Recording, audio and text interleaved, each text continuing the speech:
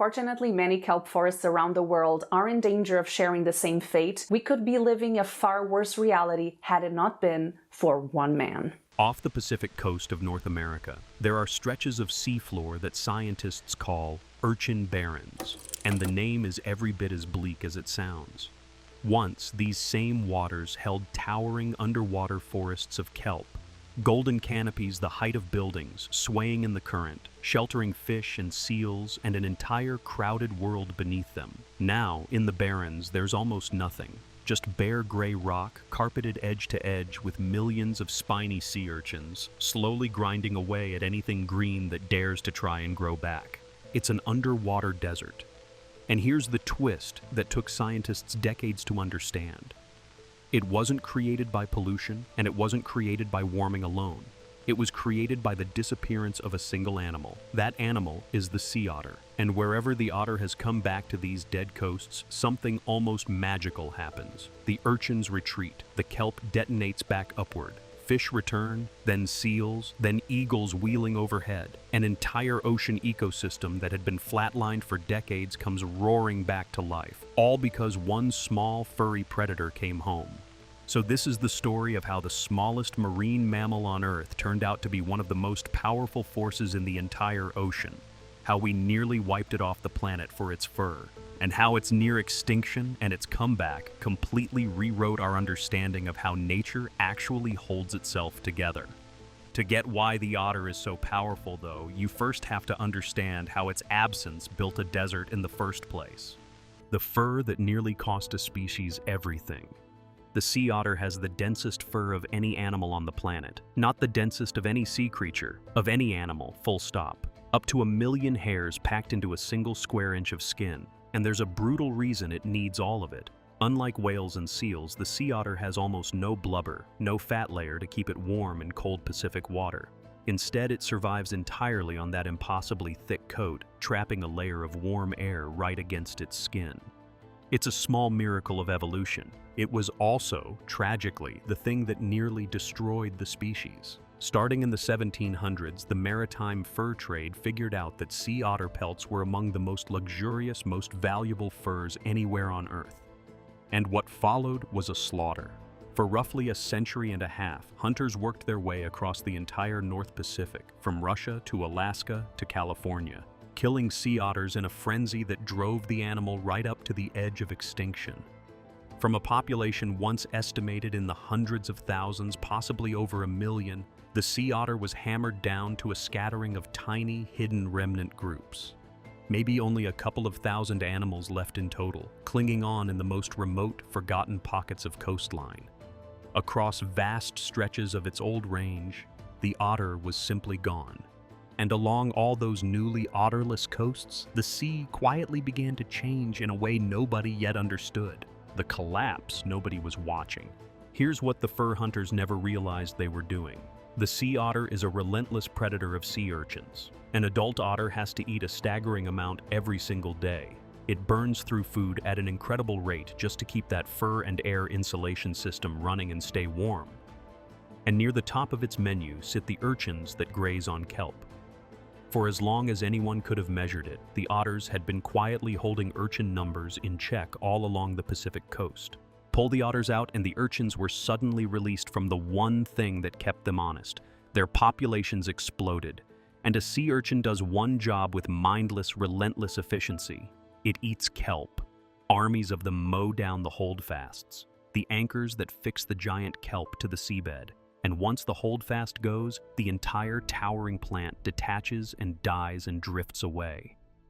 So across the otterless coasts, the great kelp forests, some of the most productive, most crowded habitats in the whole ocean, the nurseries where countless fish are born, the hunting grounds for marine mammals, the natural breakwaters that soften coastal storms, were grazed straight into oblivion. And in their place spread the urchin barrens, endless fields of bare rock and starving, spiny urchins. An ocean stripped down to almost nothing. The coast had become a desert, and for the longest time, almost nobody connected it back to a fur trade that had ended generations earlier. If you're the kind of person who loves seeing a hidden connection like this snap into focus, hit subscribe. This whole channel is built on the surprising, documented ways a single species can quietly hold up an entire world, the Keystone discovery. And the breakthrough in actually understanding all of this came in the 1960s and 70s, out of the work of ecologists studying the rocky shores and kelp systems of the Pacific. One scientist in particular, Robert Payne, developed an idea that would go on to become one of the most important concepts in the entire field of ecology: the keystone species. Think about a stone archway. The keystone is the single wedge-shaped stone right at the top of the arch. It doesn't look like much, but pull that one stone out and the whole arch collapses into rubble. Payne and the researchers who built on his work showed that certain species function in an ecosystem exactly like that keystone. Their influence is wildly, disproportionately bigger than their numbers would ever suggest. And the sea otter became the textbook example, the one every student learns. Studies that compared coastlines still holding otters against coastlines that had lost them turned up a difference so stark it was almost binary, like a switch. Where otters were present, urchins kept down, lush kelp forests thriving. Where otters were gone, urchins swarming everywhere, kelp wiped out, nothing left but barren rock. The otter wasn't just one more face in the food web. It was the keystone holding the entire kelp forest world together. And that carried a genuinely hopeful flip side. If taking the otter out had caused the whole thing to collapse, then maybe putting the otter back could bring it roaring in reverse. The return, and the forest that came back. Through the 20th century, the sea otter finally caught a break. International treaties shut down the commercial hunting that had nearly erased it, and later laws went further and protected marine mammals outright. From those tiny surviving remnant groups, and helped along by deliberate efforts to move otters back into stretches of their old range, the species slowly began to recover and spread back along the coast. And everywhere the otters returned, scientists got to watch the keystone effect run backwards, like footage of the collapse rewound. The otters showed up and started hunting urchins. Freed, finally, from being grazed non-stop, the kelp began to regrow. And kelp grows astonishingly fast, some species shooting up by tens of centimeters in a single day under good conditions. Within just a few years of the otters coming back, a bare, lifeless urchin barren could transform into a towering, swaying, golden forest all over again. And as the forest came back, so did everything that had ever depended on it. Fish returned to spawn and to hide among the fronds. Invertebrates colonized the holdfasts. Seals and sea lions came in to hunt the fish. Bald eagles worked the surface from above. One returning predator had set off a chain reaction that rebuilt an entire three-dimensional living forest in the sea, and rebuilt the whole web of life that the forest holds up. The dead coast was alive again, because of an otter. The complications beneath the success. But the ocean is never simple. And honesty demands the rest of the picture, because the otter's return has not been some smooth, universal, happy ending. It's created real conflict and real puzzles that still aren't solved. For one thing, sea otters don't only eat urchins, they also eat shellfish, abalone, clams, crabs, the very same species that commercial and recreational fisheries depend on for their living.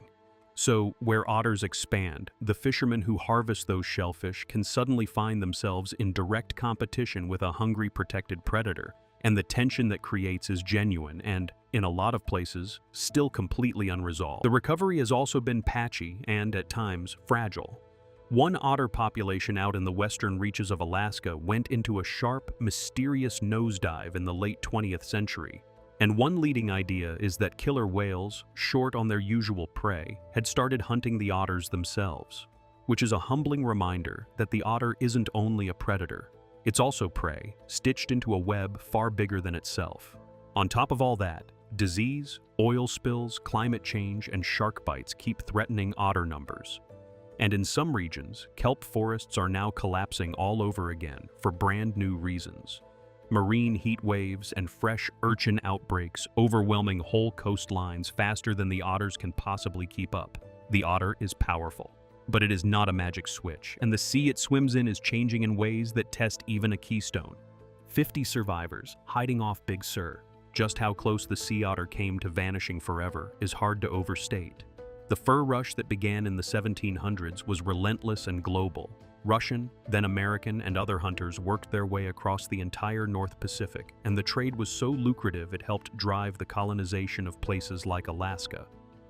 By the time an international treaty finally halted commercial otter hunting in 1911, the animal was, for all practical purposes, considered gone across most of its range. The southern population off California was widely believed to be extinct outright, and then, in 1938, came one of the great wildlife surprises of the century.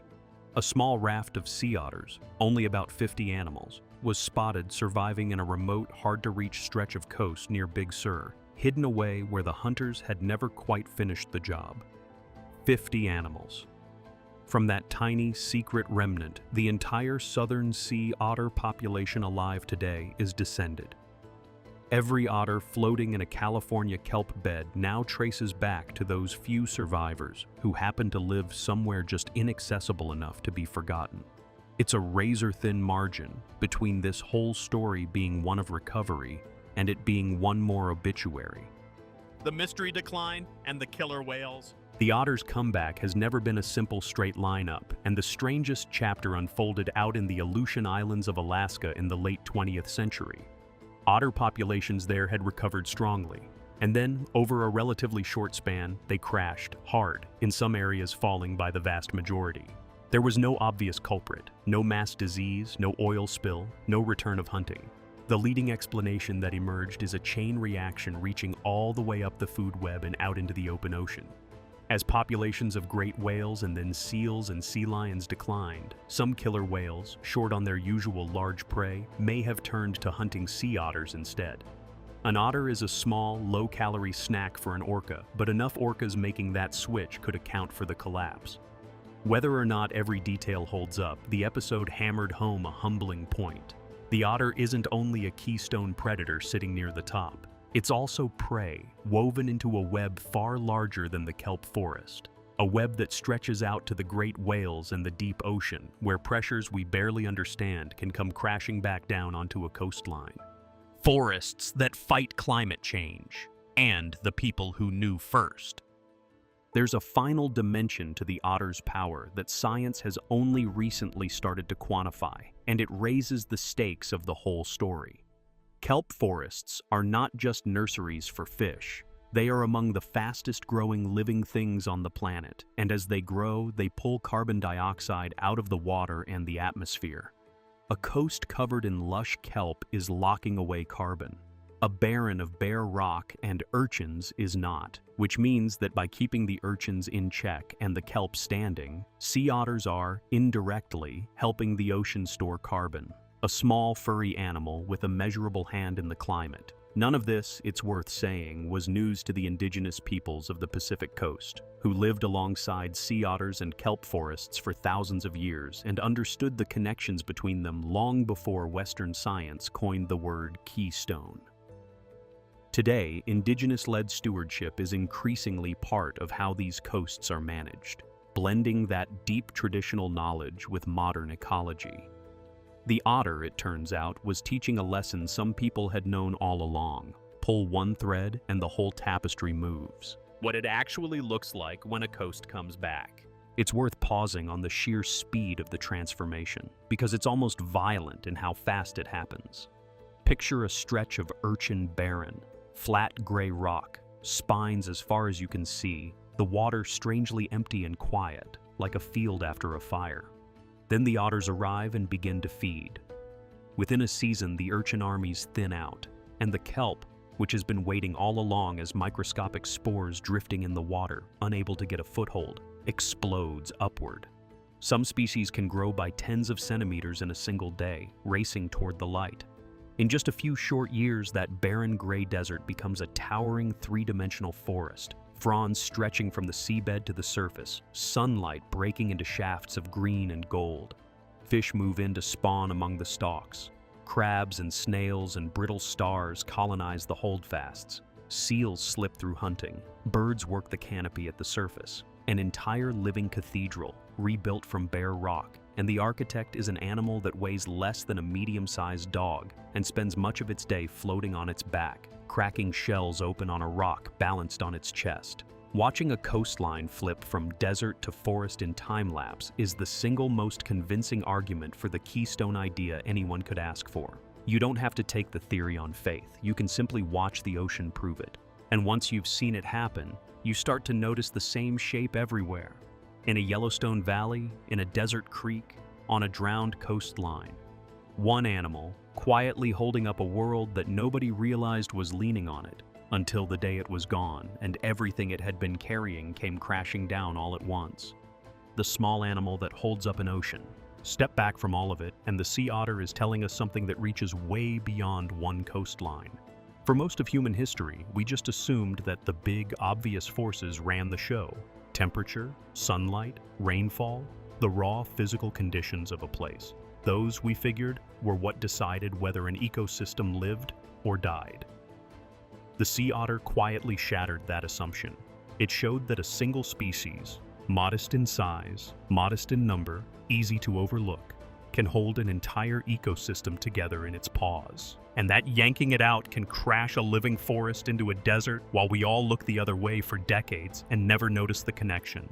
It's the otter that gave ecology the very idea of the keystone species, a concept we now recognize on land and at sea alike. The wolf in Yellowstone, the beaver in a dried-out desert creek, the otter in a kelp forest, every one of them an animal whose true load-bearing importance only became visible once it was gone. And the otter carries the same double-edged lesson as every great rewilding story does. We are absolutely capable of pulling one single thread and unraveling an entire world without ever once realizing what we've done. But we are also, and this is the part worth holding on to, capable of putting that thread back, and then standing there, astonished, watching the world weave itself whole again. The kelp forests of the Pacific were grazed down into wasteland because we hunted a small animal for the warmth of its coat. And wherever that small animal has finally come home, the forests have risen straight back up out of the dead, golden, swaying, packed with fish and life, held up by nothing more than an otter floating on its back, cracking open an urchin on its chest, doing the simple thing it was always, only ever meant to do. If this changed the way you see the ocean, and the hidden power that can sit inside one small species, do one thing before you go. Subscribe, and tell me in the comments which of these comebacks hit you hardest. The wolves that changed a river, the parachuting beavers, the wild horses of Chernobyl, the resurrection of Gorongosa, or the otters that brought back a whole ocean. I read every single one. And trust me, there are plenty more stories like these still to come.